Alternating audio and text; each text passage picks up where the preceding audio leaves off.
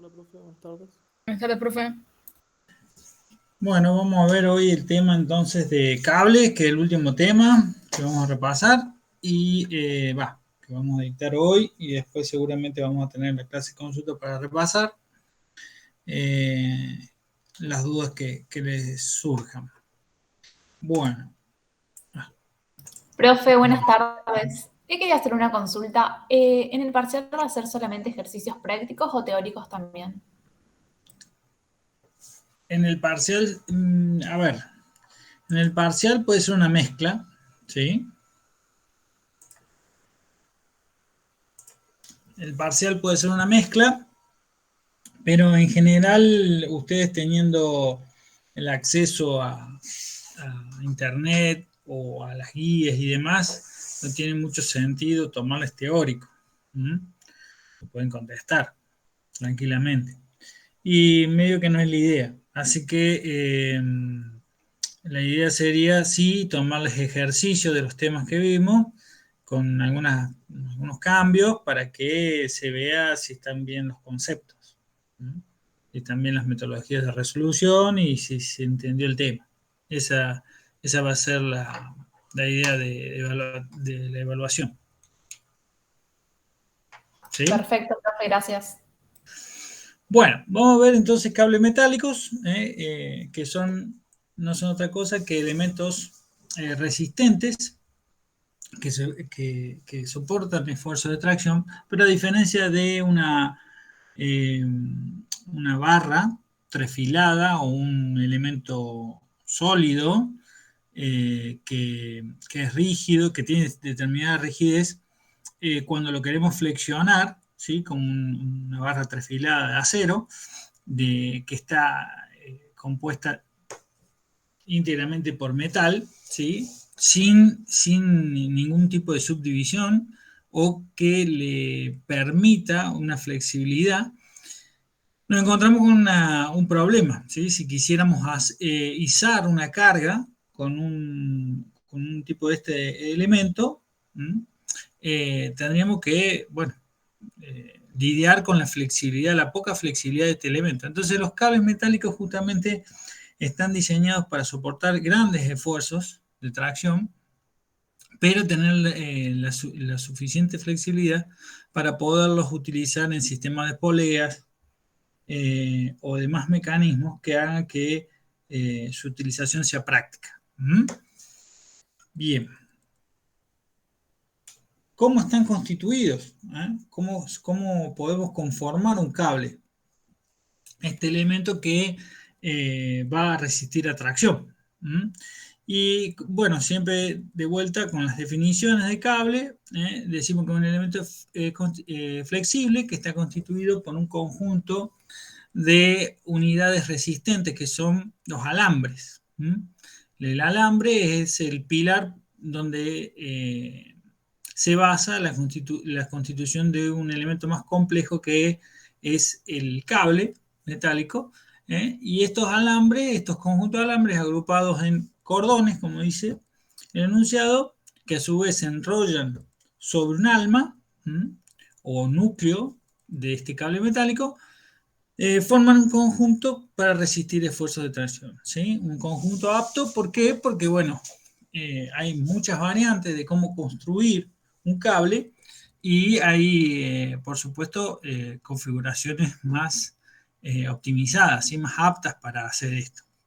No se olviden que dentro de la configuración y constitución del cable, cuando el cable trabaja tracción, se genera un montón de tensiones internas, ya sea por fricción y por la misma posición de un alambre en ese trenzado, en ese arreglo que tiene el cable. Entonces, bueno, eh, por supuesto que hay que hacer pruebas y diagramar muy bien cómo se arma este cable o el arreglo que tiene, para también darle características.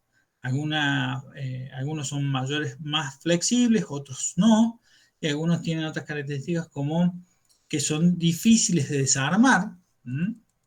Eso ya lo vamos a ver dentro de las características de cable. Bueno, entonces vamos a tratar de ver por partes cómo están constituidos. Entonces los alambres o hilos, elementos básicos, generalmente de acero, trefilado, de alta resistencia mecánica. En el caso de si tuviéramos un elemento como si fuera una fibra textil, que es reemplazada por el alambre, bueno, tendríamos una soga o una fibra natural, que tienen sus trenzados igual de esta forma, o parecidos, similares. Pero bueno, estamos hablando de cables metálicos y entonces lo que tenemos como elemento es el alambre y sus características. Después los cordones o torones, que son las estructuras también que se forman con estos alambres de acero, y se forman mediante un trenzado de un determinado número de alambres, que a su vez después estos cordones, una vez constituidos, van a ser enrollados alrededor del alma para formar el cable metálico. Y después del alma podemos elegir ese enrollamiento de cordones alrededor de un alma que no sea solamente otro cordón más o una base similar a los cordones que estamos utilizando, sino que también pueden haber almas de distintos tipos de materiales y le dan características diferentes al cable metálico. ¿Sí? Bien, ahí está el corte. En este caso, este corte, estamos teniendo los cordones y el alma. Básicamente el alma está constituida por un cordón más de los que estamos utilizando para ciertos enrollados alrededor de ese cordón. ¿Sí? Bien. Entonces, en lo que es el detalle del cordón, perdón, del alambre metálico, vamos a encontrar distintas características. Una son sus recubrimientos, y otra es su grado de calidad. O sea, del tipo de acero que están construidos, qué prestaciones mecánicas tienen, y otros son es la protección que tienen estos alambres y cómo van a interactuar con su recubrimiento entre los otros alambres cuando el cable se tensione y haya fricción entre ellos. Entonces, según el recubrimiento y terminación, podemos encontrar el tipo NB, GT y G, y bueno, básicamente la terminación cambia el recubrimiento de zinc con recubrimiento de zinc cuando se lo hace después del trefilado, o el recubrimiento de zinc posterior. Eso es una diferencia que le hace a la adherencia del zinc con respecto a el alambre. Entonces, bueno, se genera otro tipo de protección que cuando trabaja el cable, al estar mejor adherido a la capa de zinc, lo que se logra es una mayor resistencia, ¿sí? A que tenga mayor resistencia a la corrosión, una capa de zinc mejor adherida y más resistente. Después, a la cantidad de zinc que tenga, que es otros dos clases, otra separación grande, y después los grados, que es lo más interesante porque es lo que nos da el material con que se hacen los alambres. La calidad define entonces con qué acero se hizo, y la resistencia en la unidad de tracción que vamos a tener, o sea, los kilogramos por milímetro cuadrado de resistencia. Bien. Bueno, hay distintas normas que especifican este tipo de alambres, o sea que cuando estemos utilizando un elemento estándar como un cable de acero, vamos seguramente a verificar con qué norma está hecha, y hay pequeñas variaciones entre las normas y las aplicaciones, como para petróleo, como para industria minera, como para cables en buques de alta mar. Entonces hay distintos tipos de protecciones y tienen una pequeña variación, pero ya saben que tienen que hacer referencia a la norma y a sus especificaciones para ese uso específico. Bien. Para el que nunca vio cómo es el procedimiento de fabricación de alambres, se hace por medio de trefila. La trefila es lo que ustedes ven acá en este corte, que es un elemento que, bueno, generalmente están constituidos de aleaciones, pueden ser por sinterizado, de metal duro y demás, que soportan los esfuerzos que se generan al tratar de deformar un alambre de mayor diámetro y hacerlo pasar por una especie de boquilla, que es la trefila, donde reduce su diámetro y deforma el alambre. Lo va deformando hasta que se logra la dimensión que se requiere, pero con esa deformación. Y eso le confiere al alambre ciertas características que vamos a ver. Ustedes se acuerdan el diagrama de tensión-deformación, en lo que es un ensayo de tracción, donde hay una parte que empieza a fluir el material y nos vamos corriendo hacia los valores de rotura. Al estar realizado con este proceso, el alambre, lo que vamos a tener es que vamos a tener poca deformación hasta que el alambre corte. O sea, lo estamos poniendo más cerca de rotura. Por supuesto que le queda margen de deformación, pero va a ser menor, ¿sí?, que un material que está en un estado sin deformar. Bien, lo estamos llevando hacia rotura. Y eso es una característica de por qué calculamos los cables a ese límite, ¿sí? Porque prácticamente cuando lleguemos ya cerca a valores máximos, va a deformar poco el cable de acero y se va a romper. Por supuesto, estamos hablando de que deforman, ¿no? Pero están cerca y van a tener una falla más bien no deformando mucho, no muy tenaz, sino deformando poco y cortando directamente, ¿sí? Restricción. Bueno. Cordones y torones. Ya hemos visto entonces las características de los alambres, cómo se fabrican y cómo se denominan y cómo están clasificados. Y ahora podemos ver qué vamos a hacer con esos alambres. ¿Cómo constituimos qué cosa? Los cordones o torones. Están formados por un determinado número de alambres enrollados helicoidalmente alrededor de un alambre central, dispuestos en una o más capas. Cada número de disposición del alambre se los denomina construcción. Bien, entonces, dependiendo de la forma que tengan los cordones, podemos hacer una clasificación. Si tenemos cordones circulares, si tenemos cordones especiales triangulares o elípticos, o de alguna forma determinada que estamos queriendo lograr para el cable que vamos a constituir. Y de esos cordones y sus formas podemos hacer dos variaciones, que sería combinar, ¿qué cosa? Alambres distintos, fabricados con alambres circulares, fabricados con alambres de forma especial, y también dentro de los alambres circulares, alambres de igual diámetro o alambres de distinto diámetro.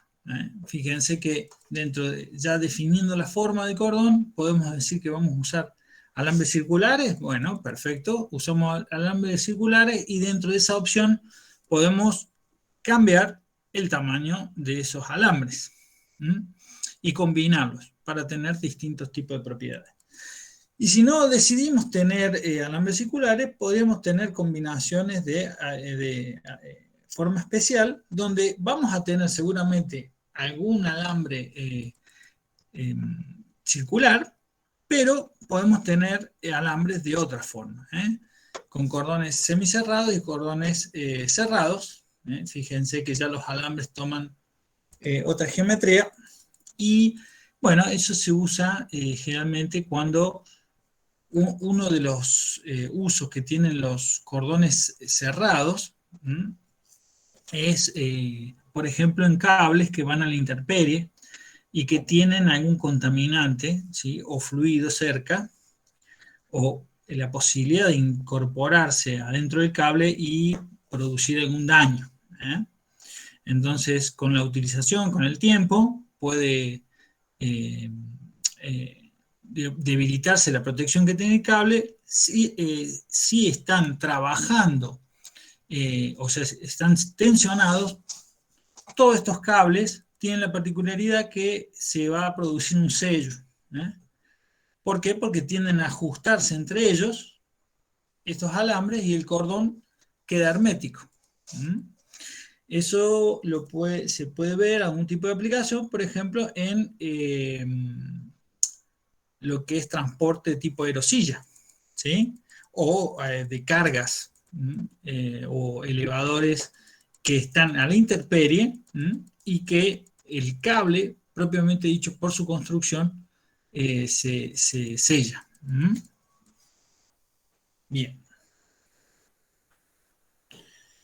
Dentro de la disposición de los alambres en un cordón o torón, vamos a encontrar distintas combinaciones y las características que tienen estas combinaciones. Por ejemplo, podemos encontrar cordón o torón común de capa simple. Ese cordón que ustedes ven está constituido por 7 alambres, o sea, 6 alambres y uno central. Y es un ejemplo típico de un cordón que ustedes van a ver en un cable de comercial, industrial. Y dice, un ejemplo más común de construcciones de capa simple es el torón de 7 alambres, tiene un alambre central y 6 alambres del mismo diámetro que lo rodean, la composición más común 1 a 6, 7. ¿Sí? Después tenemos un cordón que es tipo sail, que hay una variación en los diámetros de los alambres utilizados, ¿sí? Y eso le confiere ciertas características, es una construcción en la cual los alambres de mayor diámetro se usan en la capa diámetro exterior, y de mayor diámetro en la capa, construcción en la que su última capa tiene los alambres de mayor diámetro que la capa interior, dándole al cordón o al torón mayor resistencia a la abrasión. ¿Y por qué es esto mayor resistencia a la abrasión? Bien, un cordón o un cable que tenga un cordón de este estilo, cuando está en contacto con la polea o con el medio donde esté friccionando, por ejemplo, podría ser un cable sobre el asfalto, al tener los diámetros más grandes en el exterior de los cables, de su cordón, al tener los alambres más grandes en el exterior, eso le da la posibilidad que por fricción se vayan desgastando, pero que el alambre no se corte. Cuando nosotros tenemos un desgaste tal que el alambre cuando está trabajando se corta, el cable pierde capacidad, ¿sí? El cordón pierde capacidad. Ya es un elemento resistente esa unidad que no aporta. Y no solo eso, sobrecarga a todos los demás. Entonces, lo que se trata de evitar es, bueno, con el desgaste, con la fricción, vamos a reducir sección resistente, porque se va a ir desgastando, pero tiene el espesor suficiente para que se desgaste un poco, pero no me afecte la funcionalidad de ese alambre, ¿sí? Que siga aportando la resistencia del cable. Distinto es si sería al revés, si tuviéramos alambres, pequeños alambres en el exterior, y ahí la facilidad para gastarlos y que se corten y dejen aportar resistencia es mucho más grande. Bien. Después tenemos otra variación, que es el cordón, el filler, que dice, bueno, se distingue por tener entre 2 capas de alambre, otros hilos más finos que rellenan los espacios existentes de las mismas capas. Este tipo de cordón, torón o cordón se utiliza cuando se requieren cables de mayor sección metálica. Bien, con una buena resistencia al aplastamiento. ¿Y qué quiere decir eso? Bueno, evidentemente si nosotros podemos rellenar las partes que nos quedan en los intersticios entre contacto entre cable por metal, ¿sí? Podemos colocar alambres que van a aportar la resistencia del cordón o del cable en sí. Bueno, vamos a ganar resistencia, evidentemente, ¿sí? Aportamos más sección metálica. Pero también ocupamos los espacios que hacen que el cable no tenga espacios libres para deformarse, Si nosotros tenemos un cable bien compacto, donde la gran mayoría de su sección transversal es metálica, y además hay alambres de pequeño diámetro ocupando lugares donde se podría deformar, lo que vamos a conferirle también a este cable o cordón, le vamos a conferir buena resistencia al aplastamiento. Eso quiere decir que cuando hagamos fuerza de compresión entre alambres opuestos, lo que va a ocurrir es que los desplazamientos que se podrían ocasionar, la deformación del propio cordón, no va a ocurrir porque hay justamente cables intermedios, ¿sí? Perdón, cables, alambres intermedios en esos intersticios. Que fíjense, para cables que tienen mucho espacio libre, podrían buscarse posiciones intermedias de los alambres y deformarlo. Entonces, la resistencia al aplastamiento, a que sea aplastado, es más grande, al estar más compacto y tener más sección metálica. Bueno, después el cordón Warrington se caracteriza por tener una capa exterior formada por alambre de 2 diámetros diferentes, alternando su posición dentro de la corona. El tipo de cordón más usado posee gran flexibilidad y baja resistencia al desgaste. Bien, esto sería una variante de un alambre al cual el sail tenemos el beneficio de que es resistente a la abrasión, ¿sí? Pero al poner los alambres de mayor diámetro en el exterior, ¿qué va a ocurrir? Y la flexibilidad va a bajar. Justamente queremos un elemento flexible, ¿sí? Porque si vamos a utilizar un cable que sea poco flexible y vamos a trabajar sobre un sistema de poleas, bueno, ahí vamos a empezar a tener problemas. Se van a generar tensiones, a lo mejor que podrán ser excesivas al paso del cable por el sistema de poleas. Y ni que hablar que estamos hablando de cordones que constituyen un cable. Así que tendríamos un problema un poquito más todavía arriba en cuanto a la rigidez, en cuanto a la resistencia a flexión de ese cable. Entonces, una medida es hacer que los diámetros de esos alambres, que son muy grandes, bueno, se reduzcan, y se lo hace alternativamente para tratar de tener mayor flexibilidad. Al tener un alambre de menor diámetro, bueno, tenemos el problema de que al friccionar justo en esa posición, bueno, es más fácil cortar ese alambre pequeño. Y después tenemos un cordón Warrington 6, que es una combinación. O sea, tratamos de sacar las bondades de esas dos configuraciones. Tener en cuenta que si ponemos alambres gruesos en el exterior vamos a tener resistencia a la abrasión, pero si ponemos alambres de pequeño diámetro en el interior, bueno, podríamos tener mayor flexibilidad. Entonces, esa combinación, ¿no? Es una combinación de las mencionadas anteriormente que conjuga las mejores características de ambas. La configuración de los alambres finos interiores aporta flexibilidad, mientras que la última capa de alambres relativamente gruesos aportan resistencia a la abrasión. Bien, ¿se entendió? ¿Alguna duda? Todo bien, profe. Se entendió bien. Bien. Bueno, y nos queda entonces, vimos los alambres por un lado y sus características. Vimos qué podemos hacer con esos alambres, configurándolos, haciendo su construcción para formar cordones, y esos cordones a su vez vamos a enrollarlos alrededor del alma para hacer los cables metálicos, ¿sí? Y ahora vamos a ver las características del alma que podemos utilizar. Por supuesto que podemos tener un cable metálico que sea solamente un cordón. Una de las configuraciones que vimos anterior, bueno, puede constituir un cable simple. O podemos tener realmente cable metálico con configuraciones mucho más complejas, ¿sí? Combinando distintos tipos de cordones para tener un cable con prestaciones combinadas. Bien, el alma de los cables. Y ahí tenemos una separación, digamos, bastante grande. No es la única, pero a grandes rasgos podemos usar fibras textiles,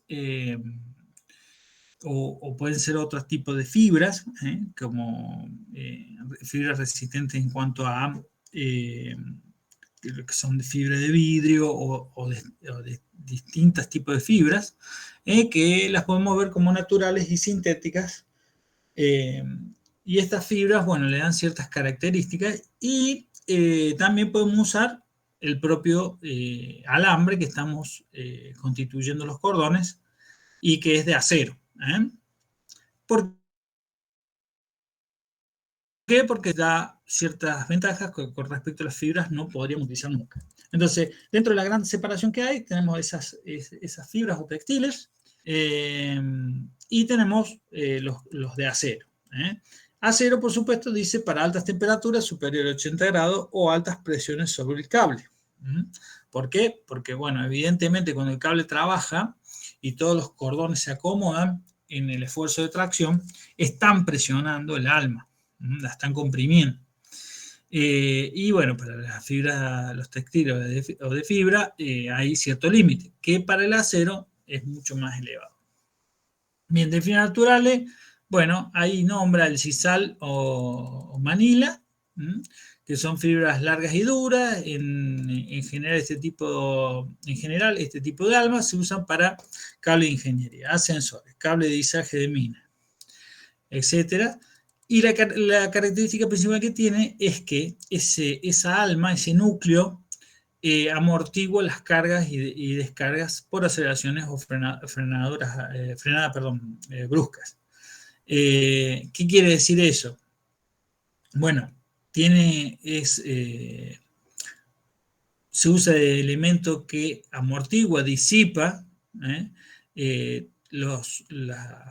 Por el esfuerzo de extracción, las compresiones grandes que existen entre los propios cordones y el alma del cable, y van amortiguando, que de otra forma, si tuviéramos cables metálicos, toda esa sobretensión, bueno, se reduce, que en algún lado se va a elevar la tensión y va a producir desgaste.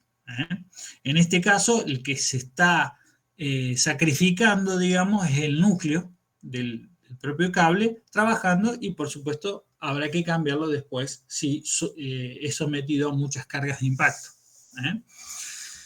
Bien, existen también de yute, cáñamo o algodón, pero no se recomienda por ser blanda y de rápida descomposición. Bueno, tienen el problema de la descomposición orgánica. Es simplemente que con el tiempo, bueno, se van degradando y no cumplen más la función para las que fueron colocadas como alma del cable. Bueno, la fibra sintética, bueno, pueden ser polímeros también. Entonces se ha probado con varias fibras sintéticas, pero lo más satisfactorio al día de hoy es el polipropileno. Un alma de polipropileno no es recomendable en cables para uso de sensores, ya que tiende a perder su consistencia si está sujeto a muchos ciclos de operación sobre poleas con mucha tensión. Generalmente se usa en cables galvanizados para pesca o faena marítima. Eso como para un datito, para saber a dónde podemos salir a buscar características de cables con este tipo de características.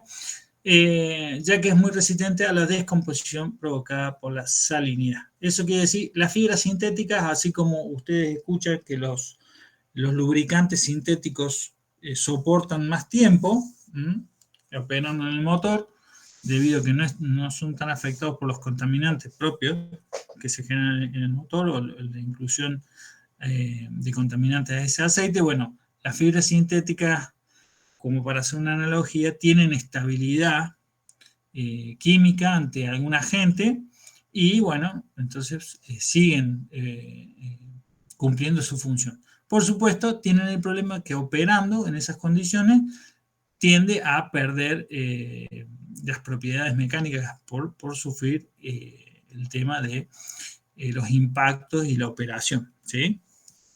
Los esfuerzos que debe soportar como en el núcleo, ¿no? En el alma. Y de acero, bueno, tenemos de un cordón de cable independiente y plastificado.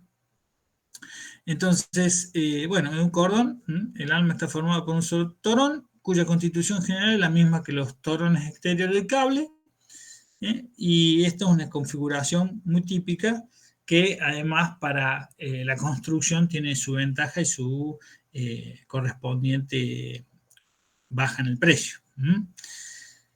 Bien, ¿qué más? Después, cable independiente. Esta es en realidad otro cable de acero en el núcleo o centro del cable, generalmente de construcción de 7 cordones, pero puede haber distintos tipos de.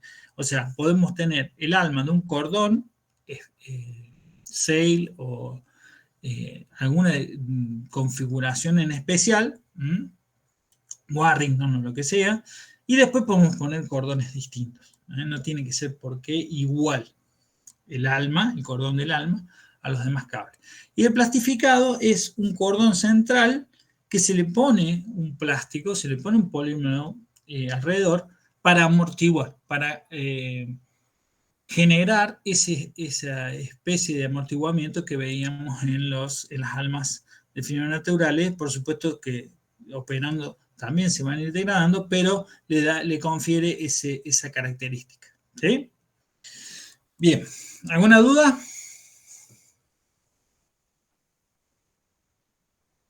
Por ahora no, profe. Bueno, bien. Hasta ahora hablamos entonces de los 3 componentes básicos y ahora vamos a hablar de lo que es el sistema de trenzado. ¿Cómo hacemos esos arreglos que habíamos nombrado anteriormente?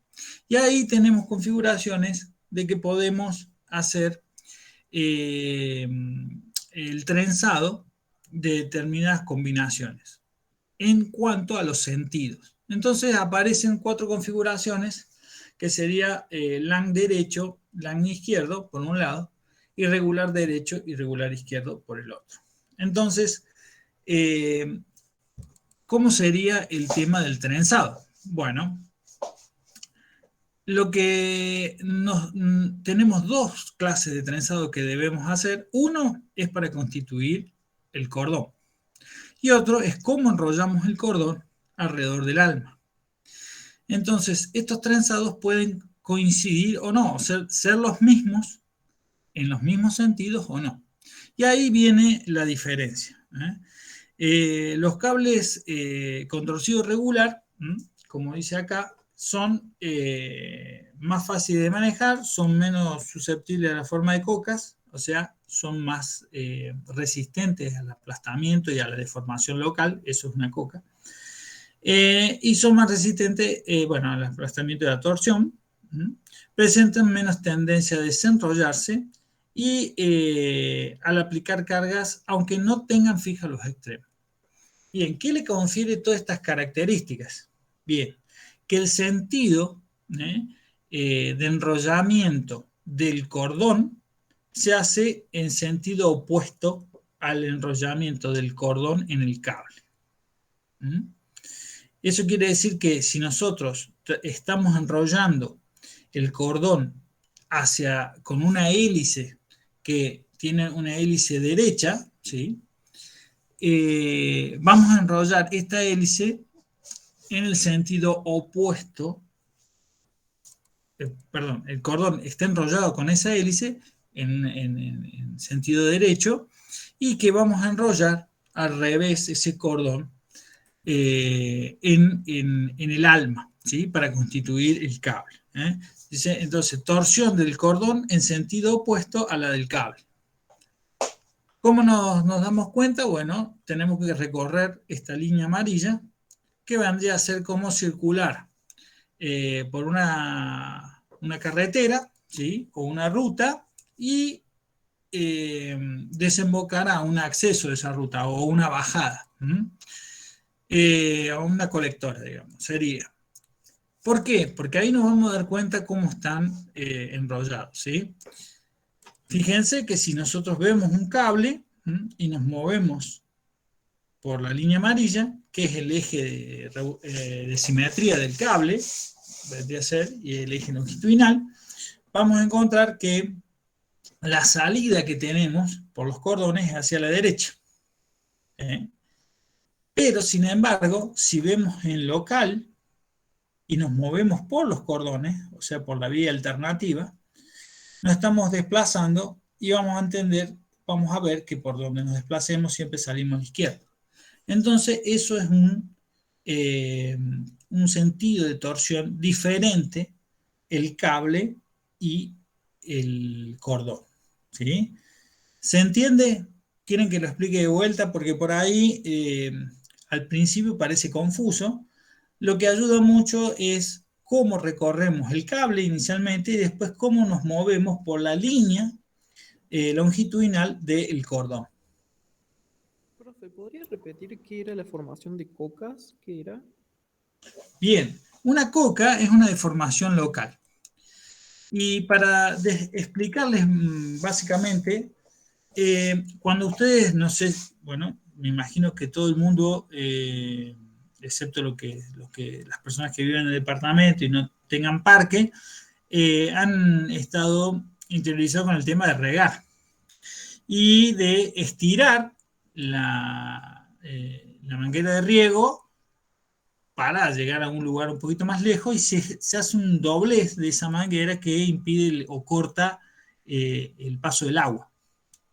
Ahí se está generando una deformación local, que en el caso de la manguera no es muy importante, se vuelve a enderezar y listo, pero en el caso del cable ya la cosa cambia. ¿Por qué? Porque se deforman los alambres localmente y queda hecho una especie de rulo que ya está deformado. ¿Sí? Cuando nosotros tensionamos el cable, si el cable tiene alguna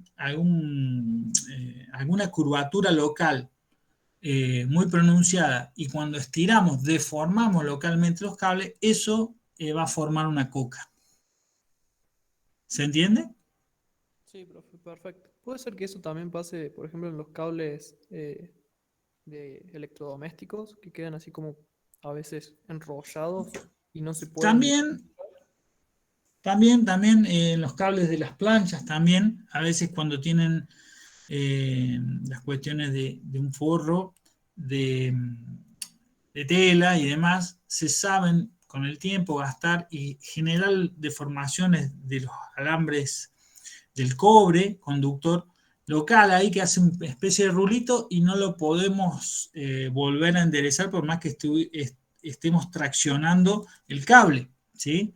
Ya quedó con deformación permanente y bueno, tenemos esa formación o esa deformación en el cable que lo hace totalmente inútil, ¿sí? Porque cada vez que tensionemos, la tensión máxima va a aparecer ahí y la ruptura seguramente va a aparecer en esa zona o al lado, por lo tanto es un cable que ya hay que reemplazar, ¿sí? Sí, Bien. perfecto. Bien, bueno, entonces, para que se entienda el tema del trenzado, acuérdense, nosotros generamos un cordón, del cual para generar este cordón, que se ve aquí en detalle, nos vamos desplazando por el eje longitudinal de ese cordón y vamos trenzando una hélice. Que la hélice puede ser en sentido derecho o en sentido izquierdo. Y cuando queremos hacer una configuración que sea regular, lo que vamos a hacer es torsionar, por ejemplo, vamos a hacer un ejemplo, constituir cordones que están torsionados hacia la izquierda, como en este caso, porque venimos recorriendo por acá, salimos a la izquierda, venimos recorriendo en este sentido y volvemos a salir a la izquierda hacia el otro lado. O sea, siempre, no importa el sentido que lo recorramos, la inclinación del alambre que vamos a ver está hacia la izquierda, la hélice está hacia la izquierda, ¿verdad? Y cuando tenemos ya esa configuración definida, cuando queremos hacer una configuración regular, lo que vamos a hacer es enrollar ese cordón sobre el alma, pero con una hélice de sentido derecho. Por lo tanto, fíjense, si recorremos por acá, en este sentido salimos hacia la derecha, y si recorremos en el otro sentido salimos a la derecha, lo mismo. ¿eh? Entonces, nos damos cuenta al ver un cable qué tipo de configuración tiene, ¿eh? Porque su cordón está a la izquierda y su cordón, sí, se hizo configuración, se armó, se enrolló con una hélice de sentido izquierda, y este cordón se enrolló en el alma con sentido derecha, ya sabemos que están en una posición y que es una configuración regular, ¿eh? Puede ser regular derecho o puede ser regular izquierdo. Entonces, regular derecho lo vamos a tener cuando inspeccionemos el cable y tengamos salida de los cordones hacia la derecha. Regular izquierdo cuando tengamos en el recorrido del eje longitudinal del cable a la salida tengamos izquierda. ¿Qué hace esta configuración en oposición? Bueno, hace que el cable, cuando es armado, se generan tensiones en el cable y contactos entre los distintos componentes que hacen fricción, y es un armado mucho más compacto, y tiene cierta rigidez al ser armado de esta forma, en contraposición. Por lo tanto, eso le confiere buena resistencia al aplastamiento, porque al generarse esas tensiones cuando se armó, y esa forma de realizar el cable tiende a que permanecer en esa posición. Dice que también es resistencia a la torsión, o sea, nosotros los queremos torsionar el cable y tiene resistencia por ese tipo de armado y esas tensiones y fricciones que se generan cuando le damos esa configuración regular, en oposición.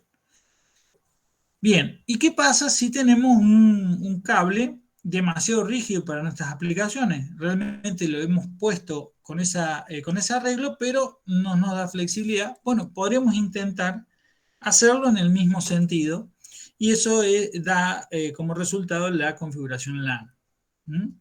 Y puede ser obviamente derecha o izquierda.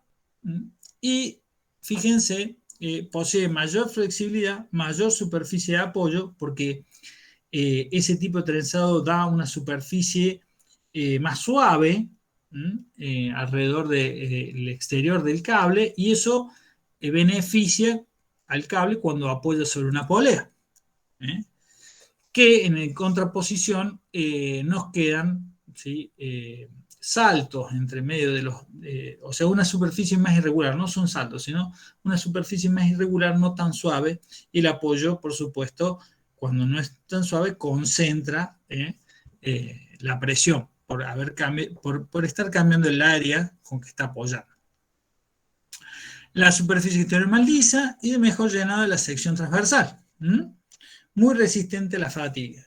¿Y por qué muy resistente a la fatiga? Porque tiene mayor flexibilidad. Y esto ustedes se van a dar cuenta. ¿Por qué? Porque si nosotros, por ejemplo, agarramos una barra maciza de metal y la queremos flexionar, bueno, primero vamos a tener muy poca flexibilidad, pero si logramos flexionarla, vamos a tener lo que es el tema de fatiga, porque necesitamos deformar constantemente la barra, como ustedes rompen un clic cuando no tienen algo para cortarlo, y lo van deformando hasta que corta por fatiga. Bueno, en esto pasa lo mismo. Cuando bajamos mucho la flexibilidad, cuando subimos mucho, o sea, el cable es mucho más flexible, vamos a tener una mejor performance en lo que es fatiga. El cable va a ser más resistente a fatiga. Y ahí vienen los puntos en contra, que tiene una marcada tendencia a distorcerse, por lo cual debe trabajar siempre con cargas guiadas que no puedan girar. O sea, con un cable LAN no podemos levantar un peso, por ejemplo, de una mina, y no guiarlo. ¿Por qué? Porque tendería el LAN a desenrollarse y a perder el arreglo que hemos hecho. Entonces, guiado significa que no le damos la posibilidad a la carga, a lo que estamos levantando o a lo que estamos tratando de mover, que rote y que desenrolle el cable.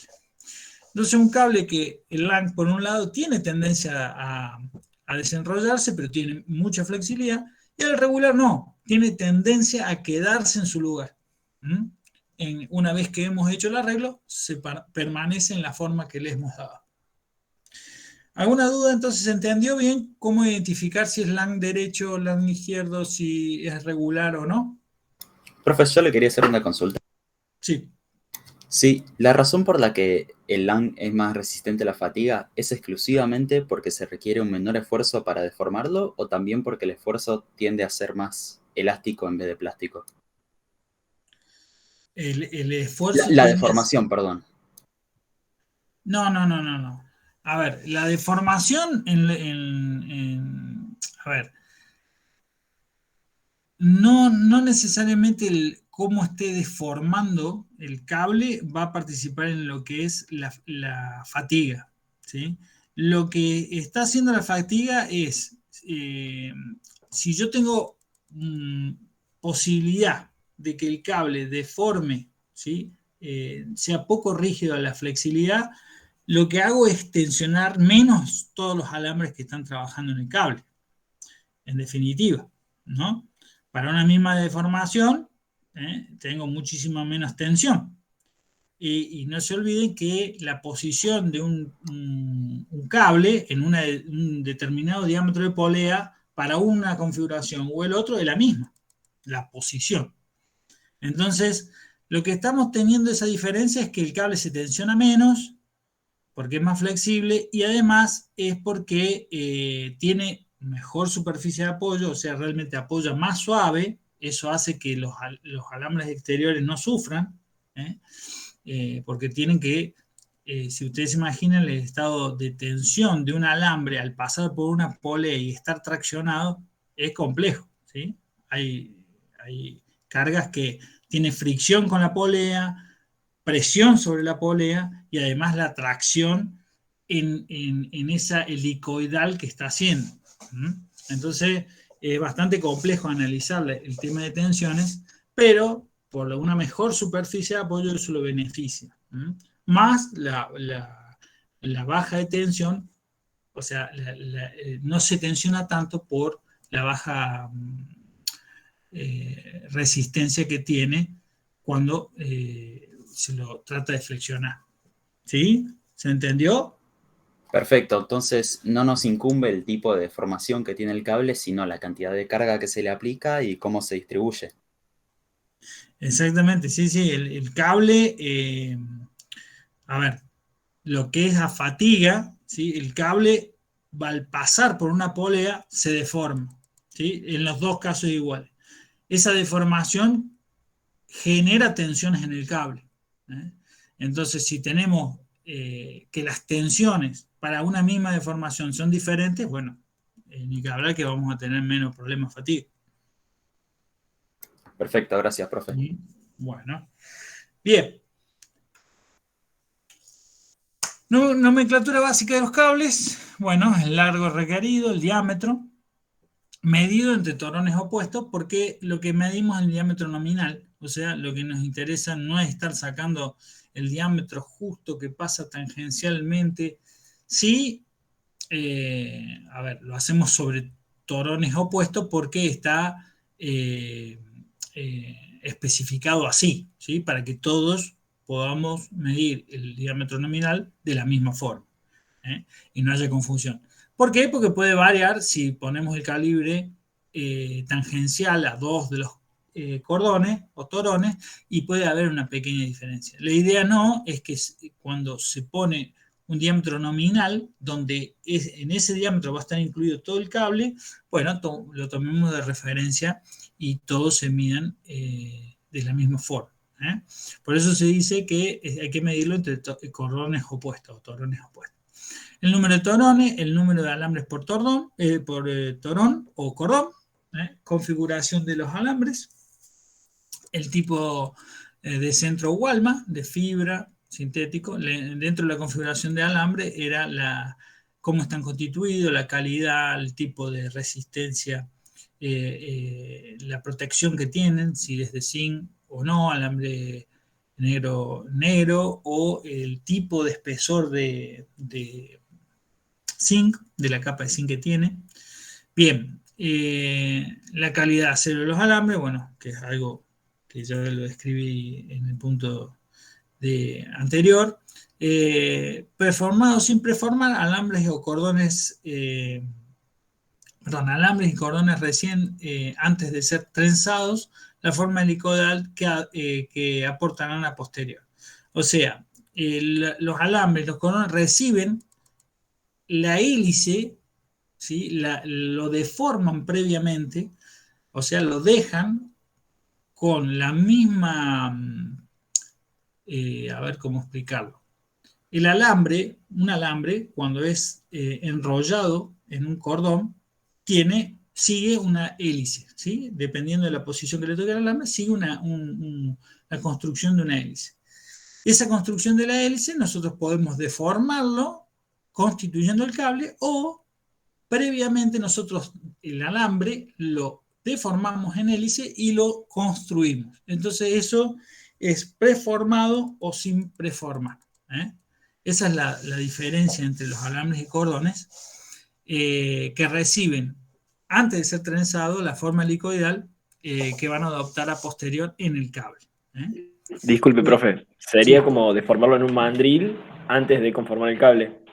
Exactamente, deformarlo, darle la forma final que van a tener en ese arreglo que van a tener en el cable, y eso hace que el cable, esa preforma hace que el cable esté en su construcción, mantenga la construcción que tiene, porque ya fue deformado previamente, ¿eh?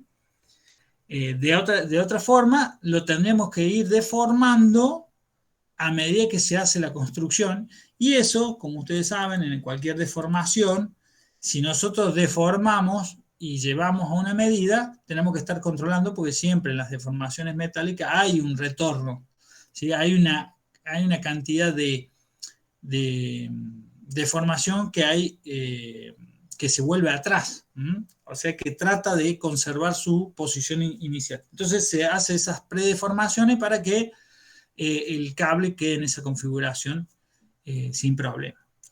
Bien, recubrimientos de los alambres, galvanizado o no, el tipo de torcido, irregular o LAN, dirección del torcido a la derecha o a la izquierda, y aplicación del cable y función.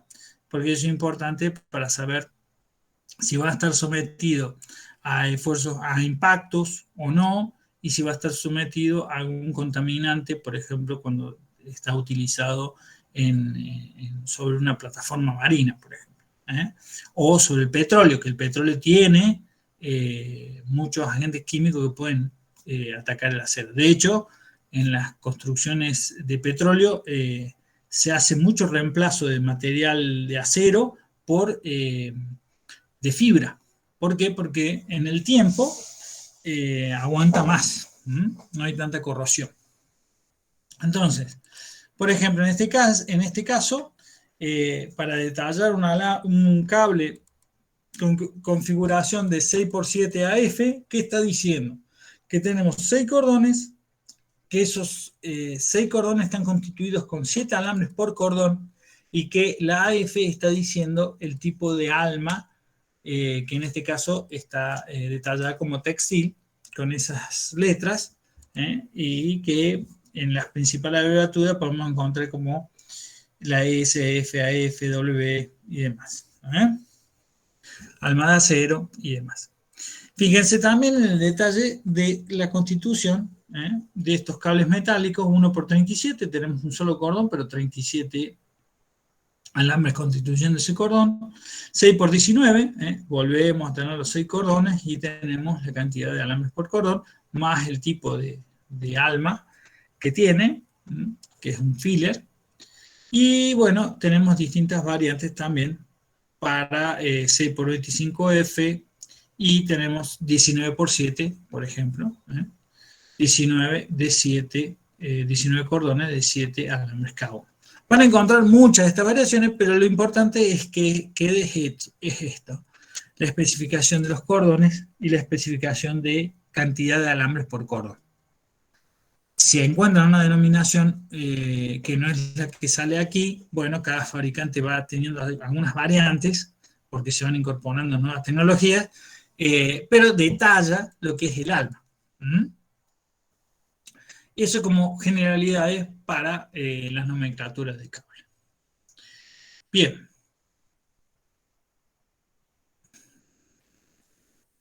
Otra característica muy interesante, y bueno, ya la vimos un poquito anteriormente, es lo que es la resistencia a abrasión y resistencia a fatiga. Y ahí son dos caras opuestas de una moneda donde, ¿a dónde vamos? Vamos a mayor resistencia a la abrasión y nos cubrimos, sobre todo porque un cable que está trabajando sobre poleas con altas cargas, o nos cubrimos por mayor resistencia a la fatiga y ahí empezamos a ver una relación de compromiso, ¿sí? Entonces, para que vean las configuraciones, fíjense, mayor resistencia a la abrasión, tenemos directamente diámetros de alambre grandes en el exterior del cable. Y si vamos reduciendo estos diámetros de alambre y además incorporamos mayor número de alambres, como es en este caso, fíjense que la diferencia de estos 6 cordones es que toda esta área metálica ahora pasó a tener una distribución con muchísimos alambres más. Entonces, para un mismo diámetro, ¿no?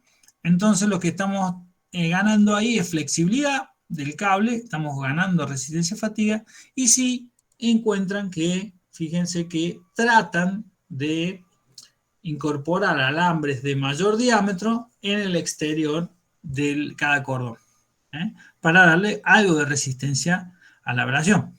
Por supuesto, la resistencia a abrasión en este caso va a ser menor que en este caso porque realmente tenemos alambres de mayor diámetro. Y la flexibilidad de uno y otro va a ser totalmente diferente. Bien. Bueno, ahí lo pueden después leer ustedes. Las clases son grupos de construcción de cable. Dentro de cada grupo, todas las construcciones tienen casi idéntico peso por metro, casi idéntica resistencia de atracción y un rango bastante similar de flexibilidad. La diferencia de construcción dentro de cada clasificación ofrece distintas características de trabajo. Estas características deben ser consideradas siempre que se esté seleccionando un cable para una aplicación específica. O sea, dentro de lo que es los fabricantes, seguramente va a haber recomendaciones, por la experiencia que tienen, en la aplicación de, por ejemplo, elevadores o en la aplicación de petróleo, marítima y demás. Bueno, ahí están las clasificaciones más generales y de uso más general en la industria, digamos, o sea, lo que van a poder ustedes conseguir en una ferretería industrial. La clasificación de 6x7, 6x19, 6x36, 6x61.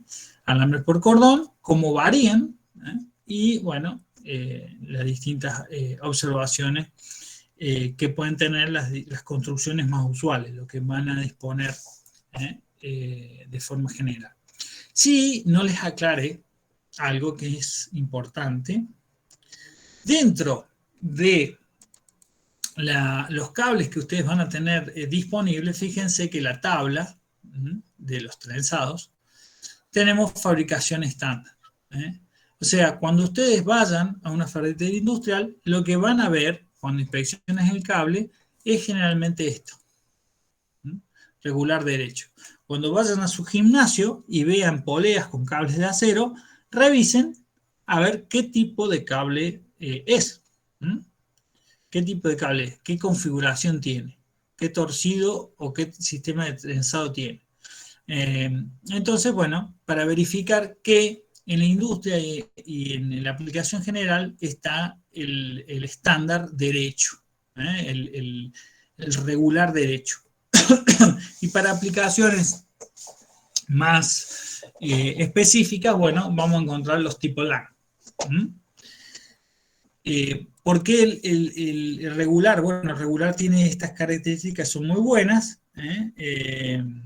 son menos susceptibles a cocas, o sea que se pueden manipular, desenrollar y enrollar más fácil que los LAN, resisten aplastamiento, que es buena propiedad, incluso el tema de la torsión, entonces los hacen más aplicables a cosas generales, a usos generales. Y cuando es un uso muy específico para una máquina que trabaja mucho tiempo, que no puede correr ciertos riesgos en cuanto al desgaste del cable o alguna degradación más prematura, bueno, se usan los distintos cables de configuración LAN. ¿Por qué se usaría una derecha o una izquierda? Bueno, eso tiene que ver con las inclinaciones que puede tener los cordones sobre el eje longitudinal, y eso hace que cuando apoya tenga alguna tendencia a moverse el cable, porque estamos justamente apoyando con una determinada inclinación. Entonces podemos elegir o uno u otro. Es como en forma aproximada ustedes tienen ruedas dentadas con una determinada hélice y aparece una fuerza en un sentido. Entonces, en ruedas helicoidales, donde aparece una fuerza, bueno, acá en el contacto con la polea también puede aparecer ese tipo de... Es muy pequeño, pero puede aparecer. Entonces, dentro de lo estándar van a conseguir, para que ustedes sepan de referencia, la regular derecha. ¿Sí? Bien. Además de esto, ¿alguna duda hasta acá? ¿Alguna consulta, pregunta? Todo bien hasta ahora. Profe, Sí. ¿podría decir de nuevo cómo se elige el sentido de la hélice del cable? Bien. Bueno, me parecía raro que no me preguntaran, porque no es tan fácil, pero bueno. A ver, ¿cómo se elige el sentido o cómo es el enrollamiento regular y LAN? No, lo de regular y LAN creo que lo comprendí. El sentido, ¿en qué varía que sea derecho o izquierdo? Simplemente que tenemos acá la inclinación de los cordones, ¿sí?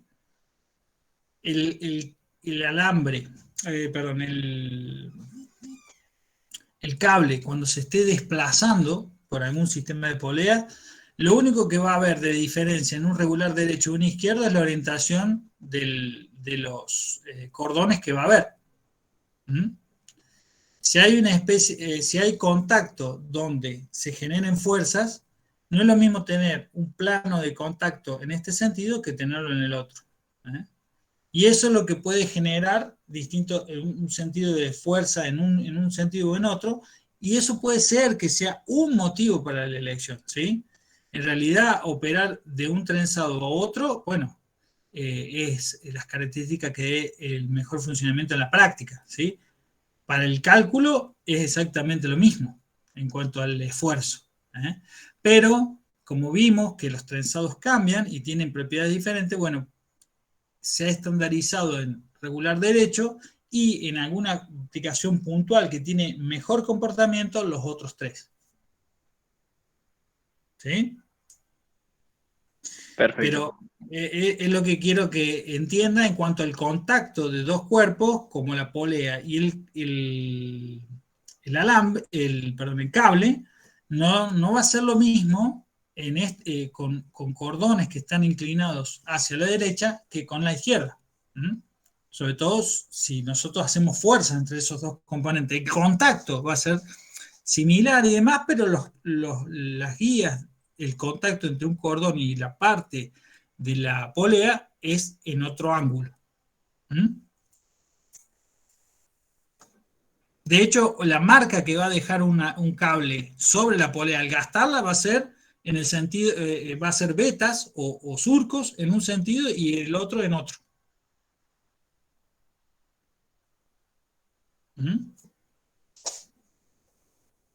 Bueno, ¿se entendió eso o Yo por mi parte sí, profe.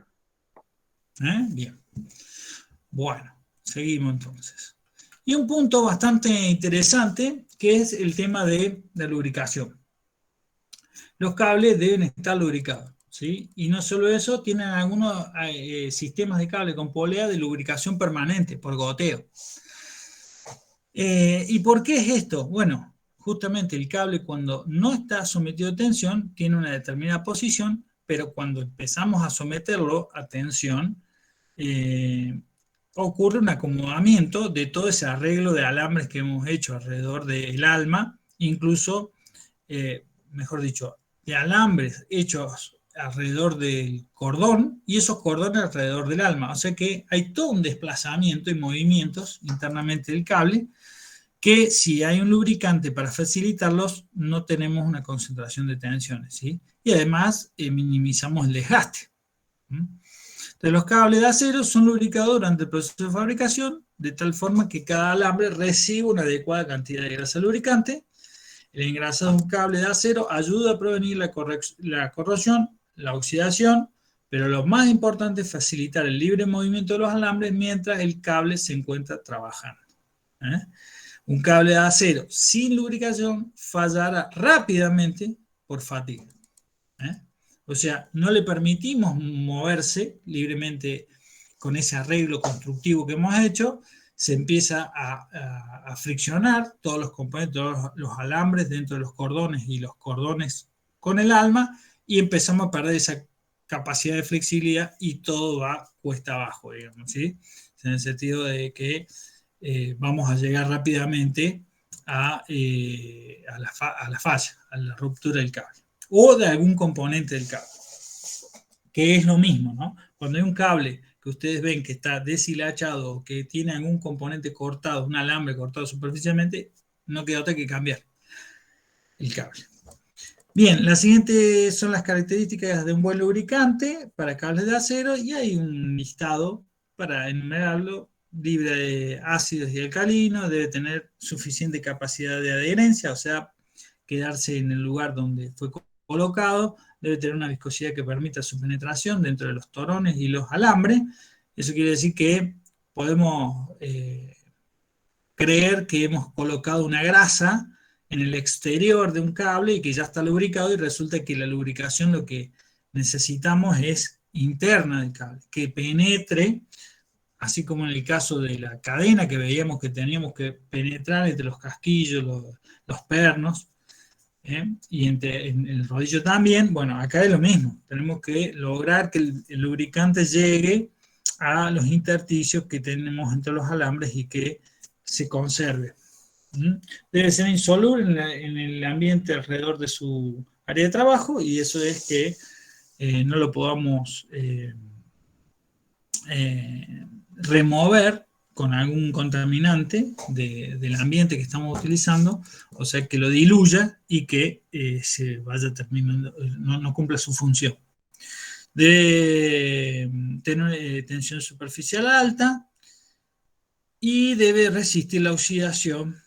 Preferiblemente el lubricante aplicado debe ser compatible con el lubricante original del cable, que eso también es un punto que parece obvio, pero se da de que si colocamos un lubricante que no es compatible, bueno, vamos a tener problemas de que pierdan las capacidades de lubricación, y por más que estemos colocando lubricante, no sabemos por qué vino la falla, y es esa incompatibilidad. Eso es la norma, y los vendedores aclaran muy bien eso.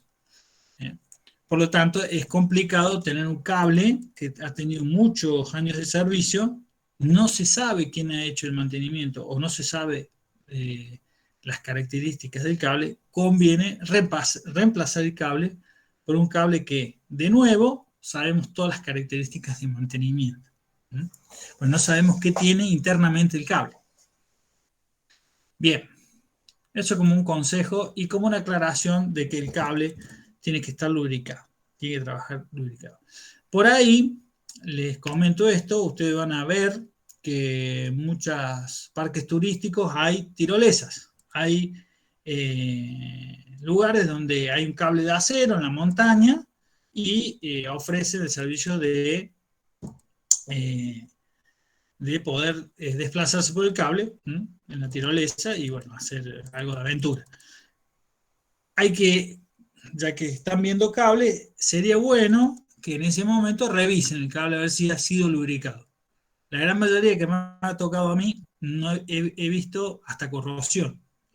Por eso es complicado hacer ese tipo de deportes cuando no hay, digamos, la industria o la empresa que tiene esa atracción no se toma en serio el tema de la lubricación. Y puede ser una falla grave, digamos. Si el cable realmente se está corroyendo internamente, puede ser que se corte, por más espesor, por más diámetro que tenga. Bien, bueno, vamos a ver lo que es la tabla. Una tabla de cables, de características de cables estándar, que lo que tienen es, en definitiva, esta tabla que vamos a utilizar para los ejercicios, es el arreglo del cable, la cantidad de cordones que tiene y la cantidad de alambres por cordón, y tiene distintos datos como el peso por unidad de longitud, tiene el diámetro mínimo de polea que se debe usar para este tipo de cable, que lo da en un rango, pero también puede ser un rango de diámetro, pero que tendríamos que respetar el diámetro mínimo, porque si no lo sacamos del diseño, ¿sí?, que fue realizado. Bien, el material, y hay distintas variaciones de los materiales con que están hechos los alambres. Puede ser acero monitor, acero mejorado y demás, y eso le confiere distintos tipos de resistencia. Bien, da el tamaño de los alambres exteriores, del módulo de elasticidad del cable y la resistencia del cable también. Entonces, esta tabla es muy importante porque nos define, para un arreglo y un material, nos define las características de resistencia del cable. Entonces, detalla el arreglo que elegimos y detalla también el material utilizado o la calidad que tenemos en los alambres. Y con eso podemos sacar las demás características. Bien, esto está calculado. Dice, hay aclaraciones. La resistencia se basa en el área nominal del cable. Y eso es, cuando nosotros quisiéramos o queremos sacar la resistencia del cable, vamos a tener que utilizar el área nominal del cable. Que el área nominal es la que medimos con el calibre. Y es la que medimos entre cordones opuestos. Y es la que es más práctica de medir. Si nosotros quisiéramos calcular el área metálica real, bueno, tendríamos que ir a otra tabla que especifique el área metálica, porque por calcularla sería un dolor de cabeza. Entonces, estas tablas se configuran para que sea práctico el uso y el cálculo de cables, donde simplemente lo medimos de la forma indicada, entre cordones opuestos, y ya tenemos ese área y vamos a poder calcular. Lo digo esto porque hay confusión de decir cómo vamos a calcular con un área que no tiene metal, porque el área nominal hay partes que no tiene. Bueno, está corregida esta tabla para poder calcular con ese diámetro. Hay una corrección en los valores para que podamos que sea de más fácil utilización. La realidad es que el área resistente es el metal que tenemos y punto, ¿no? Bien. Profe, ¿le puedo hacer una pregunta? Sí. Sí, le quería preguntar, los cables aeronáuticos, ¿por qué se los llaman aeronáuticos o qué se los suele aplicar? Bien, la utilización de partes estándar aeronáutica. La parte estándar aeronáutica generalmente está descrita para normas internacionales de la FAA yo ya se los escribí para remache, es la 4313B de la Federal Aviation Administration, o sea, de la FAA.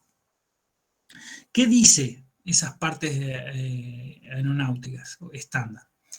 Que tienen que cumplimentar ciertos controles que a las demás partes, por la utilización que tienen, no son tan exigentes. Por ejemplo, un cable aeronáutico está sometido a muchísimos controles que garantizan que ese cable aeronáutico no va a fallar en las condiciones normales de uso.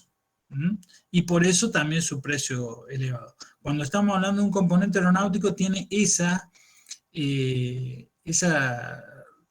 restricción especial de poder garantizar que el material que uno está recibiendo realmente cumple su performance, la que especifica el fabricante.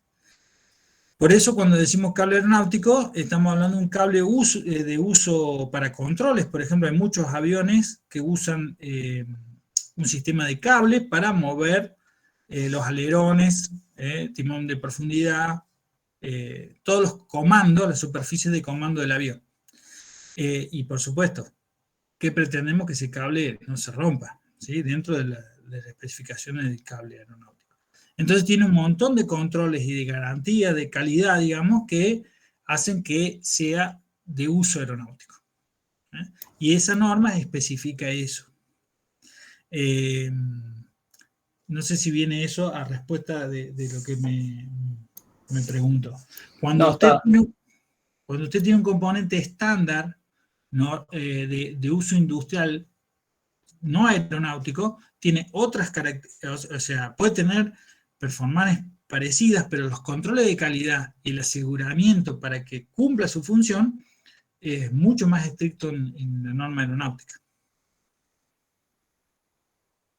Perfecto, muchas gracias, profe, me resoluciona la consulta.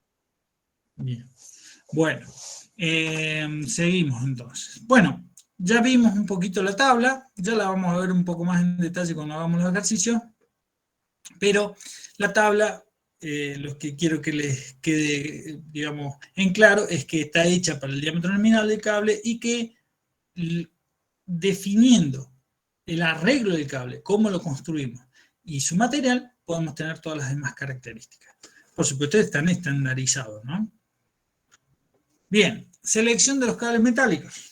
Bien, ¿cómo podemos calcular la resistencia de un cable? Y ahí viene esta formulita que estamos viendo, FU es igual a SU nominal por área nominal. Entonces, en una primera instancia, dice, se debe determinar la carga estática total que actúa sobre el cable. Y eso es, bueno, nosotros tenemos que saber qué fuerzas vamos a someter nuestro cable, el cable que vamos a querer utilizar. Esas fuerzas, ¿de dónde aparecen? Bueno, el peso conocido o muerto que queremos levantar, ¿sí? Que puede ser del tiro de una mina, o la fuerza que queremos hacer con ese cable. Eso es una de las fuerzas que aparecen en el cable.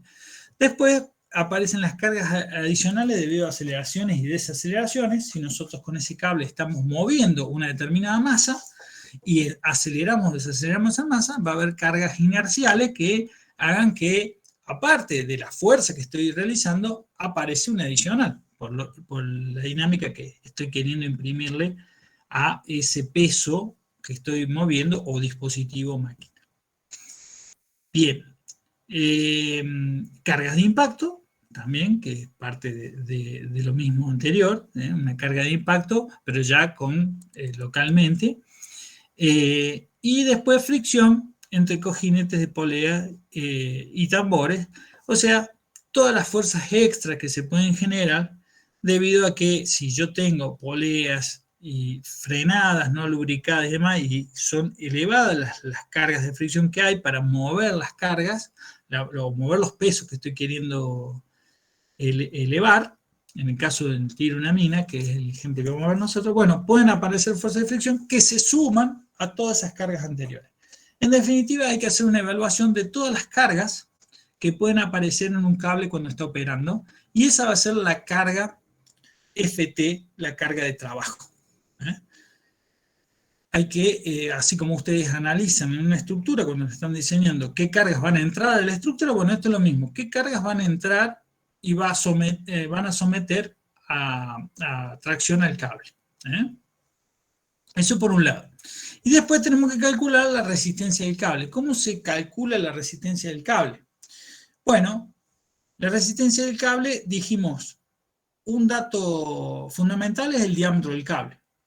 Evidentemente, cuando mayor diámetro tengamos del cable, vamos a tener más área metálica o más área nominal para poder resistir esa fuerza de tracción. Y después tenemos la tensión última nominal del cable, que es el SU, que está acá, que no es otra cosa que la característica, la tensión última que soporta el cable antes de romper. Entonces, si sabemos el nivel de tensión que soporta el cable antes de romper, y sabemos el área, sabemos qué capacidad de fuerza puede hacer el cable, qué capacidad de carga puede admitir ese cable.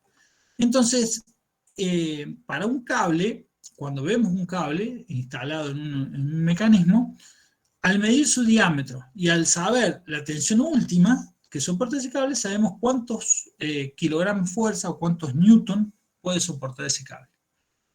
¿Qué es esta fórmula? ¿Y de dónde sacamos este SU? Bueno, de la tabla con la resistencia que tiene el cable en función de cómo fue configurado y qué tipo de material estamos utilizando. Que ya lo vamos a ver en los ejercicios. Pero esa es la forma fácil y que es muy sencilla para poder sacar cuánto resiste un cable. Tenemos que saber cómo fue configurado y su material. Por supuesto, está normalizado, así que una vez que sepamos el arreglo y el material con que fue construido, automáticamente podemos disponer por tabla la tensión última nominal del cable y sabiendo el diámetro, porque la tensión nominal última puede ser constante, pero podemos cambiar el diámetro del cable. Cambiando el diámetro del cable nos va a dar fuerzas, capacidades, carga última diferentes. Bien, ¿qué sería entonces el factor de seguridad? El factor de seguridad para carga estática sin considerar la curvatura del cable. O sea, como el cable está en esta figura, está siendo traccionado y lo que queremos calcular es cuánto margen de seguridad tenemos cuando aplicamos una carga FT y el cable tiene una carga última o la máxima resistencia del cable FU. Entonces hacemos el cociente, ¿sí? FU sobre FT y nos va a dar el margen de seguridad. Esto es siempre que el cable esté, imagínense, empotrado a cierta altura y esté colgando un peso y esté todo alineado. El cable no rotó sobre una polea. Simplemente está estirado y está siendo traccionado por una carga. Entonces, esta va a ser el factor de seguridad que dice ahí en detalle carga estática sin considerar la curvatura del cable. ¿Qué pasa entonces si tenemos la curvatura del cable? Bueno, ahí va a aparecer otro factor que lo vamos a ver un poquito más adelante. Bien, ¿qué márgenes de seguridad podemos encontrar en distintos arreglos, distintas configuraciones de este mecanismo? Bueno, para cables de sujeción de margen estático podemos encontrar 3,2, tirante, tiro de mina, malacate, arrastre, grúa, y tiene un montón de aplicaciones donde podemos encontrar los distintos tipos de márgenes de seguridad, que fíjense, son elevados, son márgenes de seguridad bastante elevados. Ni que hablar si comparamos con los márgenes de seguridad de aeronáutica. Pero sin embargo, se elevan mucho estos márgenes porque ya vamos a ver que el cable está sometido a un trabajo en el tiempo donde necesitamos un margen amplio para que no haya una falla grave y que se pueda detectar con tiempo, ¿sí? Su desgaste y por lo tanto el recambio. Bien. ¿Se entendió cómo calcular la fuerza, la carga última o la última fuerza que resiste el cable? Sí, profe. Bien. Seguimos entonces. Profe, una pregunta. Sí. Y ahí, o sea, para calcular la fuerza, la total, digamos, vamos a sumar ese listadito que tenemos ahí arriba y serían datos, todas esas cosas. Bien, ¿de qué fuerza estamos hablando? ¿De la fuerza? Esa, sí, la T. Esta es la fuerza de trabajo, ¿sí? La fuerza bien. De trabajo. Y la fuerza última es lo que resiste el cable, la máxima carga que resiste el cable, y esta es la carga que nosotros queremos o pretendemos hacer trabajar el cable, ¿sí? Lo que vamos a obtener en servicio. Cuando una máquina Bien. empieza a trabajar y a remover peso de una mina, levantando bloques de, por ejemplo, de mármol, bueno, el máximo peso que va a poder esperarse que levante este tiro de mina o este malacate, bueno, va a ser FT. Siempre tenemos que calcular el máximo. Y sí, va a ser la suma de todas estas O sea cuestiones. que vendría dado por el diseño, digamos. Claro, exactamente. Claro. Viene dado por los requerimientos de diseño de la máquina. Bueno, gracias, Y profe. bien, y sería la suma del bloque de mármol que queremos levantar, más todas las fricciones, más si lo vamos a levantar muy bruscamente, van a aparecer fuerzas que se van a sumar. Pero ya vamos a ver, hay una formulita para eso. Bien, vimos lo de los márgenes de seguridad y ahora vamos a ver qué pasa cuando el cable opera sobre una polea, lo cual está siendo traccionado, pero aparece una rotación del cable, además de traccionarse, ¿sí? Además de la carga de tracción, lo está haciendo sobre una polea. Entonces ahí hay un estado de tensiones ya más complejo, donde en la figura se puede ver el enrollamiento helicoidal de un alambre alrededor de un cordón, que ese cordón además va enrollado helicoidalmente en el cable. Entonces ahí las tensiones empiezan o el cálculo de tensión empieza a ser muy complejo. Dentro de los modelos que se utilizan, se combinan dos fórmulas, donde tenemos la resistencia de materiales, ¿de qué? Bueno, la tensión debida a una flexión de un cuerpo que ustedes lo sacan de resistencia de materiales, y también el momento de vigas de gran curvatura, donde esa combinación iguala, ¿qué cosa? Los momentos, iguala de estas dos ecuaciones, y podemos despejar entonces de esa igualdad, sacar la tensión que se produce. Y ahí vamos a ver que dentro del radio de curvatura, de viga de gran curvatura, vamos a tener ¿qué cosa? Bueno, el diámetro de la polea que estamos utilizando sobre 2, porque es la curvatura que va a tomar el cable. Y dentro de la posición más alejada de la fibra neutra hacia la superficie o lo más alejado del cuerpo, que está en flexión, tenemos que los alambres son los que sufren más la tensión. Ahora, esta posición debería ser desde la fibra neutra hacia el máximo del exterior del cable. Lo que pasa es que de pruebas y del análisis de este sistema de poleas y cables, la adaptación del diámetro de los alambres sobre 2, con la máxima tensión, es el que se ajusta más real a la tensión que vemos en los cables. Entonces, el esfuerzo de tensión en los alambres exteriores podemos determinarlo con esta fórmula, donde vamos a tener, ¿qué cosa? El módulo de Young para el cable metálico, el W, que es el diámetro de los alambres exteriores, y el diámetro de polea del tambor. Entonces, operando con todo esto, podemos sacar, al sacar esa tensión que está sufriendo este elemento, el elemento resistente, la unidad resistente del cable, en la condición más desfavorable, que es en el exterior del cable, analizar las tensiones y en el área de trabajo del cable, la sección transversal, sería un poco engorroso. El diseño de cable trata, de hacerlo más ameno para que el diseñador o el ingeniero esté a cargo de diseñar el sistema. Entonces, lo que se hace es tratar de decir, bueno, si yo tengo un estado de tensiones en el cable por esta configuración y genera un valor de tensión tal, ¿Qué pasaría si hago análogo este sistema de tensión o esta distribución de tensiones a una tensión equivalente, pero sin que el cable esté torsionado? O sea, comparo los dos sistemas o los dos estados tensionales y trato de hacer una analogía.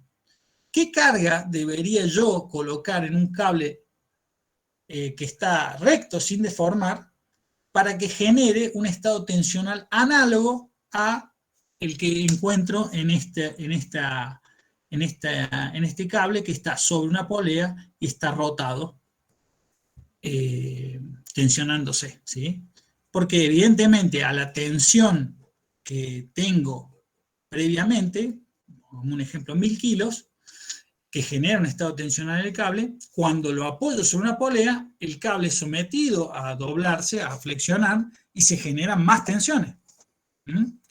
Entonces la pregunta es, ¿y si yo agrego una carga a la carga que ya tengo para hacer equivalente y sea más fácil el cálculo? Entonces aparece este concepto de carga de flexión equivalente. La carga de tracción en el cable que se genera, la carga de tracción en un cable que genera una tensión igual a la tensión debida al esfuerzo de flexión en los alambres al pasar por la polea, se puede llamar carga de flexión equivalente.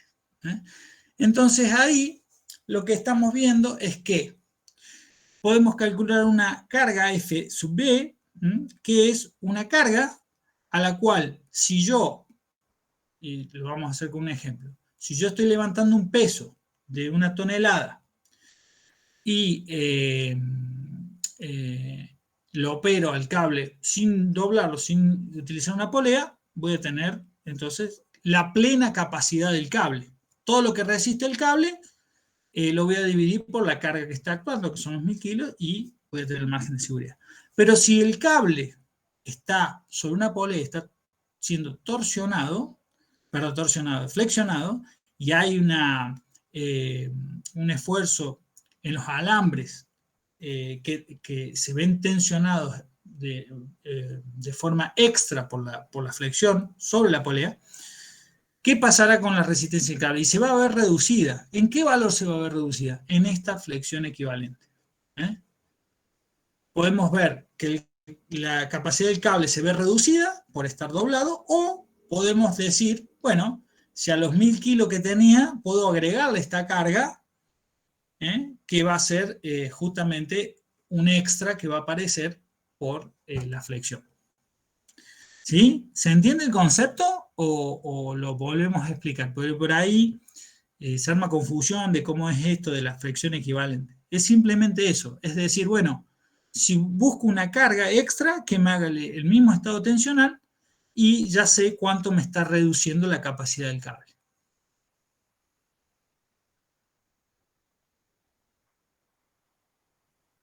Sí, profe, se comprendió. Bien. Bueno, entonces esto es un valor que nos ayuda. Tenemos la capacidad del cable recto y tenemos una capacidad del cable que está en determinada polea flexionado, y vamos a tener la capacidad del cable original menos este valor, menos la carga de flexión equivalente. Es como si apareciera una carga por esa flexión. Bien. ¿Qué más? Pérdida de resistencia de los cables metálicos. Bueno, evidentemente el porcentaje de pérdida de resistencia en este gráfico está expresado en la relación del diámetro del cable y el diámetro de la polea. ¿Por qué? Porque a mayor diámetro de polea, menos curvatura, por lo tanto el cable se ve relajado y no tiene gran porcentaje de pérdida de resistencia, pero si utilizamos, por ejemplo, un diámetro muy grande en esa polea, bueno, ahí nos volvemos para atrás. Es la relación, es la polea que usamos con el diámetro de cable que usamos. Y si la relación o este cociente da valores altos, no hay ningún problema, y si da valores pequeños, ya empezamos a tener mucha pérdida de resistencia. Bien. El factor de seguridad estático, teniendo en cuenta la curvatura del cable, fíjense cómo se ve alterado. Antes teníamos el factor de seguridad, que tenemos este cociente directamente, y ahora tenemos la capacidad del cable menos la carga equivalente, y sobre la fuerza de trabajo que hemos operado. Entonces, al operar sobre el sistema de polea, el cable pierde capacidad, por esa tensión extra en la deformación de la polea. Después, bueno, acá lo que se describe en esta tabla es la presión de apoyo en la polea. La presión de apoyo de la polea es básicamente un equilibrio entre la fuerza que podemos someter el cable y la presión que está haciendo el cable en el área de contacto proyectada en la polea. Entonces ahí tenemos que tener cuidado porque justamente el cable puede resistir, pero la interacción entre el material de la polea y el propio cable también tiene que resistir esa presión. Entonces se ponen límites estandarizados para tipos de material de la polea para que podamos no desgastar prematuramente la polea con la fricción del cable, porque sería excesivo, ¿sí? Y entonces la presión de apoyo de la polea que hay que respetar. Está especificado para distintas configuraciones de cable y está especificado para distintos materiales de la polea. Eso es cuando vamos a diseñar una polea en particular o vamos a especificar determinadas poleas para el uso de un cable en particular. Entonces tenemos que verificar que esta presión de apoyo no se vea superada para no tener problemas. Bien. Después tenemos la especificación del trabajo a fatiga de los cables. Y este diagrama lo que determina es la vida que tiene el cable a fatiga para determinados números de acero. Para determinado número de ciclos. Para determinado número de ciclos. Entonces, ahí tenemos que tener cuidado. ¿Por qué? Porque justamente el número de ciclos en un cable nos va a determinar los límites de relación de presión-resistencia que vamos a tener. Para que ese cable pueda efectivamente hacer el número de ciclos que nosotros esperamos. ¿El número de ciclos qué es? El número de ciclos es, bueno, justamente como estamos viendo, fatiga y la deformación del cable cuando pasa por la polea, estamos viendo de que el cable es sometido a esa sobretensión y a medida que cada tramo de cable pasa por la polea, está sometido a ese ciclo. Entonces, podemos levantar una carga desde el fondo de una mina, 1 metro, por ejemplo, en vez de 10 metros, como sería toda la altura de la mina, pero si le levantamos 1 metro, solamente va a haber un tramo del cable, que es el desplazamiento de 1 metro, que sí va a estar sometido a fatiga, ¿sí? Porque pasó por la polea y ya hay esa sobretensión. Entonces, o esa tensión debida a la curvatura al pasar por la polea. Entonces, ese número de ciclos, ese pasaje, lo puede hacer determinadas veces. Y ese es el número de ciclos que está especificado acá. Lo aclaro porque por ahí hay confusión de qué es un ciclo, si sube la carga hasta el tope o no, porque me han preguntado. Entonces lo aclaro, es simplemente que una posición de cable pase una vez por la polea, ahí ya vamos a hacer un ciclo. Y si pasa reiteradas veces, bueno, vamos a contar el número de ciclos, que es la porción del cable que está sometida a esta variación de tensión. La tabla especifica entonces para determinados arreglos cómo los valores de relación de presión-resistencia y cómo entonces podemos obtenerla para un determinado número de ciclos. Solo vamos en el ejercicio cómo usamos estos valores. Bien, ¿qué más? La ecuación para Malacates, bueno, fuerza permisible en un cable debido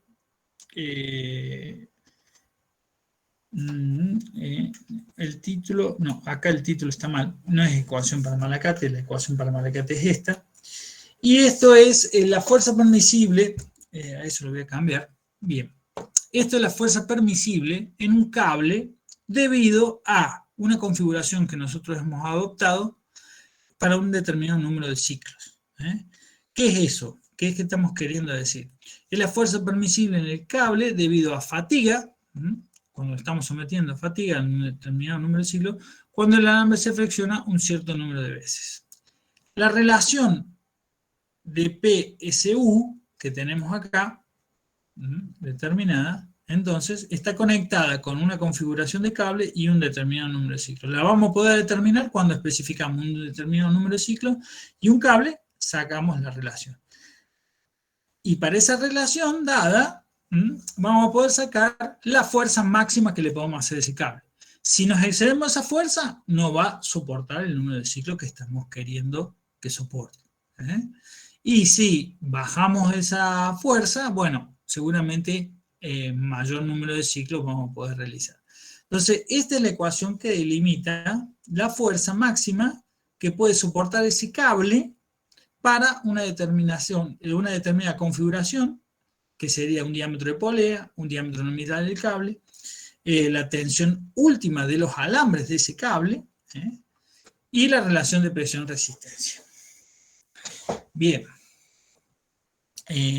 Después tendremos el factor de seguridad por fatiga, que sería no otra cosa que la capacidad que tiene el cable, la carga que puede resistir ese cable para el determinado número de ciclos, menos la FB, que es la fuerza por carga de flexión equivalente, que tenemos para esa configuración, y sobre la carga de trabajo que le estamos dando.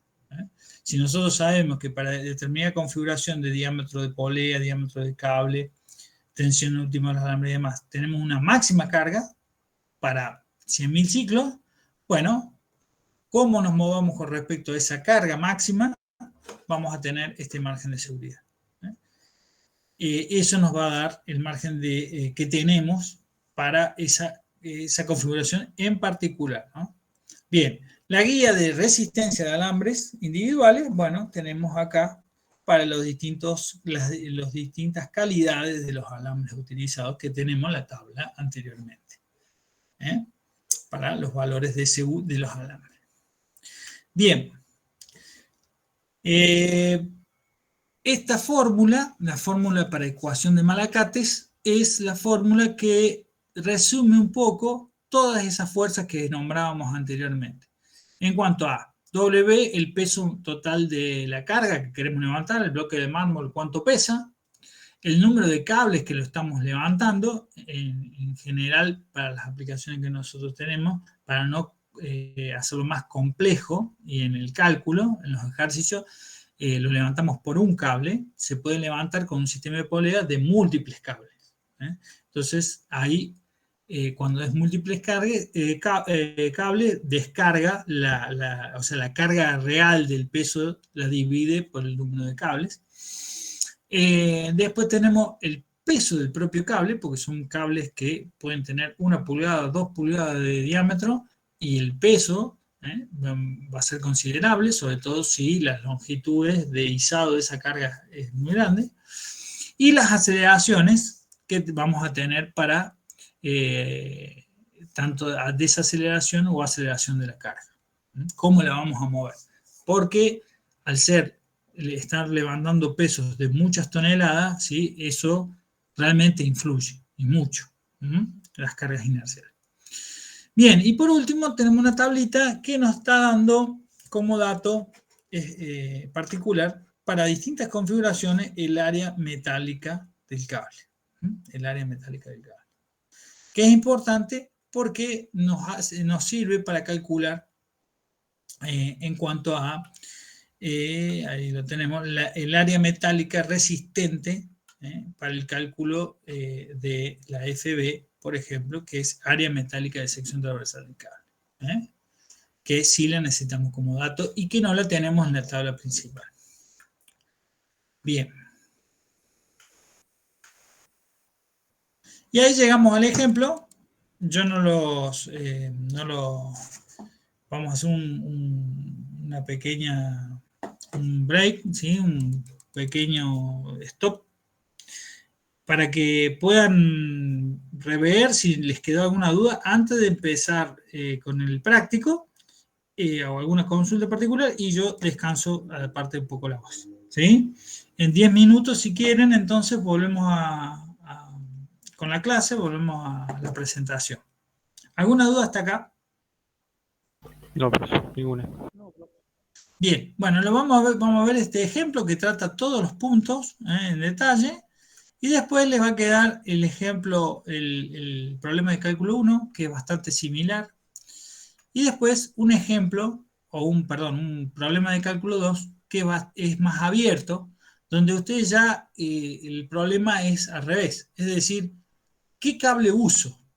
En general me dicen, bueno, tengo este cable, tengo esta aplicación, y ahora es al revés, es decir, bueno, si yo tengo ya el peso que quiero mover, tengo las dimensiones, tengo el tambor de enrollado del cable, bueno, ahora, ¿qué cable voy a elegir?